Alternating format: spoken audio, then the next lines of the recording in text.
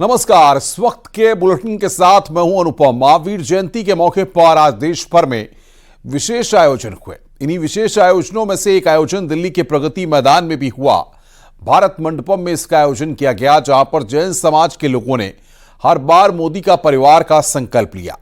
यही नहीं, जैन मुनियों ने पीएम मोदी को विजयी भव का आशीर्वाद दिया।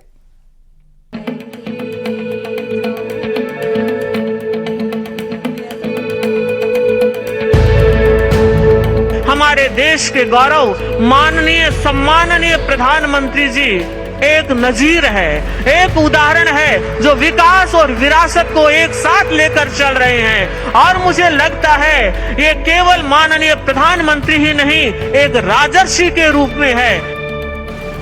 जैन समाज हर बार मोदी का परिवार।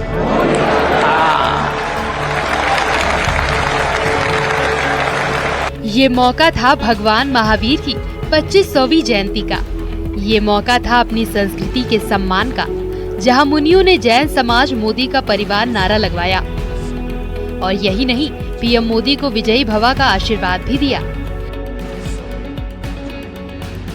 देश की सांस्कृतिक विरासत और देश के विकास को एक साथ लेकर चलने वाले पीएम मोदी को मिले इस आशीर्वाद के कई मायने हैं, क्योंकि इस मौके पर जैन समाज के लोगों ने हर बार मोदी का परिवार का संकल्प लिया।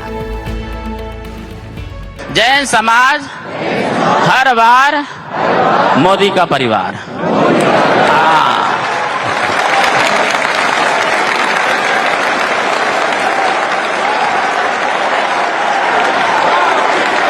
हाँ, एक बार भैया,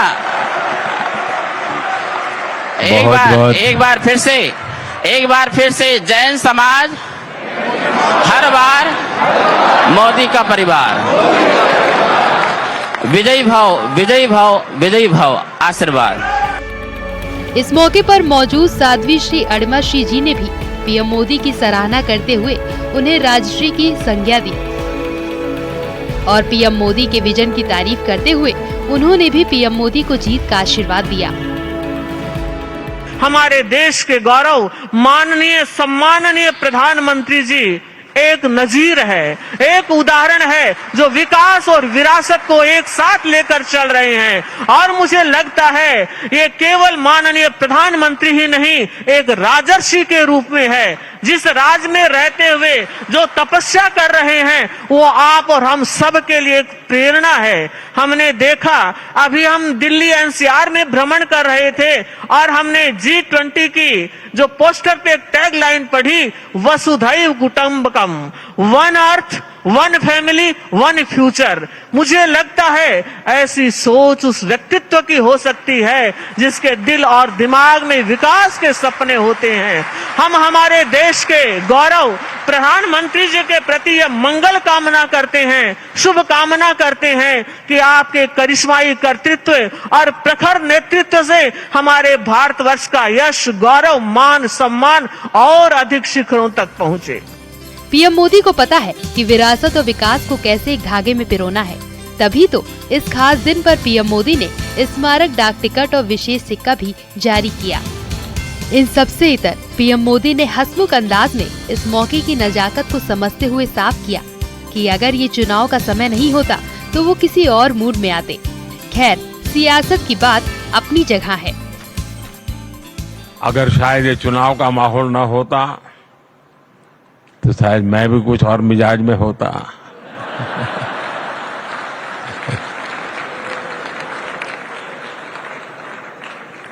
लेकिन मैंने भरपूर कोशिश की है कि उन चीजों को बाहर रख करके आऊं।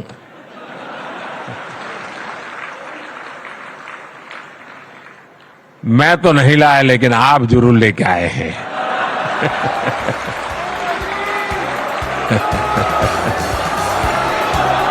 कहते हैं कि जब राष्ट्र में स्वाभिमान जगता है तब उसे रोकना असंभव होता है। पीएम मोदी ने देश में चल रहे लोकतांत्रिक उत्सव का जिक्र करते हुए साफ किया कि देश का विश्वास है कि यहीं से भविष्य की नई यात्रा शुरू होगी।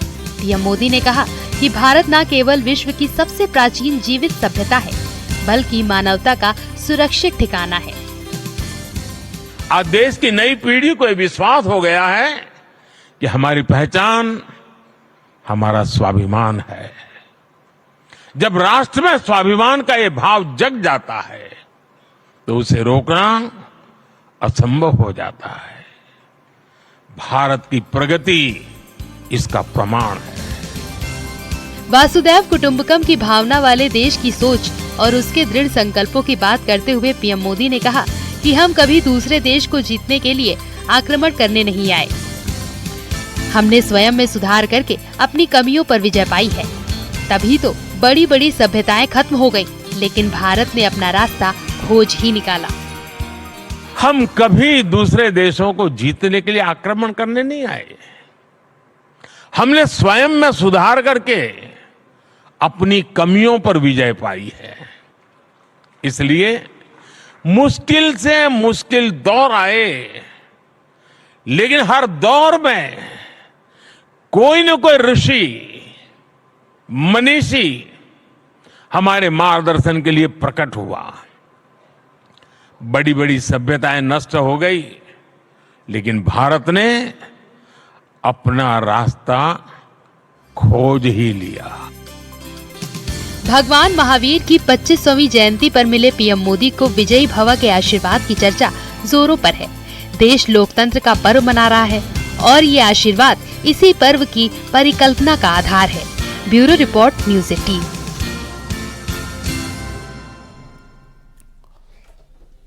सभी धर्मों के लिए पीएम मोदी का नजरिया एक सा ही है। किसी भी धर्म की आलोचना नहीं, सभी धर्मों को साथ लेकर चलने का भाव ही उन्हें दूसरों से अलग बनाता है। धर्म, संप्रदाय और जाति कोई भी हो, जब तक इसे मुख्यधारा में नहीं जोड़ा जाएगा तब तक कोई भी समाज आगे नहीं बढ़ सकता है।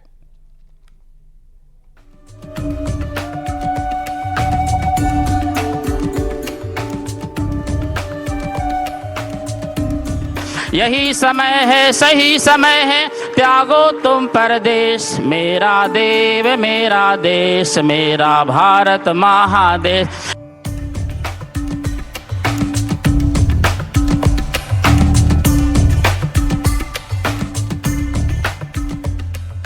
सबका साथ सबका विकास, सबका साथ सबका विकास, मोदी का उद्देश्य, मेरा देव मेरा देश, मेरा भारत महादेश।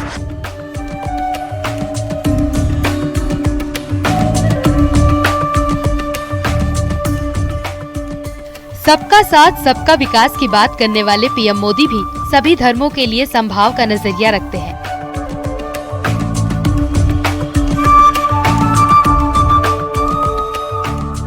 तस्वीरों में दिख रहा ये भाव जैन समाज के प्रति आदर की ही बात नहीं है, बल्कि सभी धर्मों के प्रति उनकी सोच का है।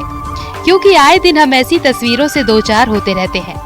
बात चाहे सिखों के पर्व की हो, गुरुद्वारे जाकर पीएम मोदी मत्था टेकते हैं। इतना ही नहीं, सूफी संतों से भी पीएम मोदी का भाव वैसा ही रहता है। प्रधानमंत्री नरेंद्र मोदी का भी मानना है कि देश का विकास तभी संभव है जब समाज के लोग आपसी भाईचारे के साथ रहें, और धर्म, संप्रदाय और जाति कोई भी हो, जब तक इसे मुख्य धारा में नहीं जोड़ा जाएगा, समाज का उत्थान संभव नहीं है। क्योंकि यह समय ही सही समय है। आपको याद होगा, मैंने लाल किले से कहा था, और अभी पूज्य महाराज जी ने भी कहा, यही समय है, सही समय है।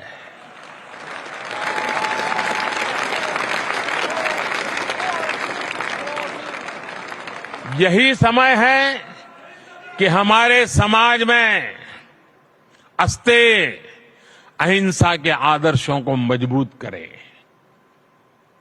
मैं आप सभी संत गणों को भरोसा देता हूं, देश इस दिशा में हर संभव प्रयास जारी रखेगा।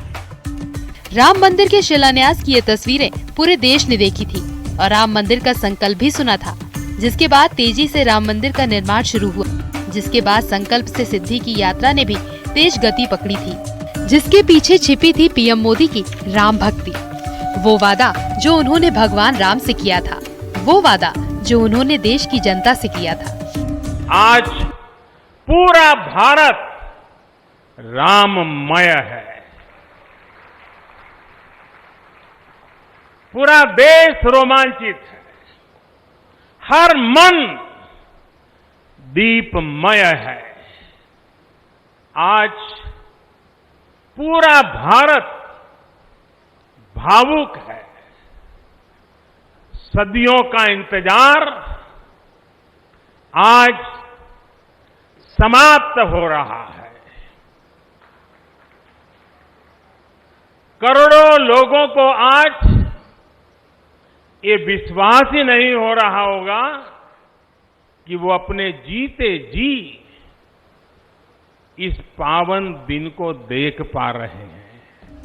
कहते हैं कि हर युग में एक नई सोच जन्म लेती है। जब कोई सोच विकसित नहीं होती तो वो चर्चा में बदल जाती है, फिर वो चर्चा बहस में बदल जाती है और विचारों से निकला अमृत हमें नए दौर में ले जाता है। Bureau report, news 18।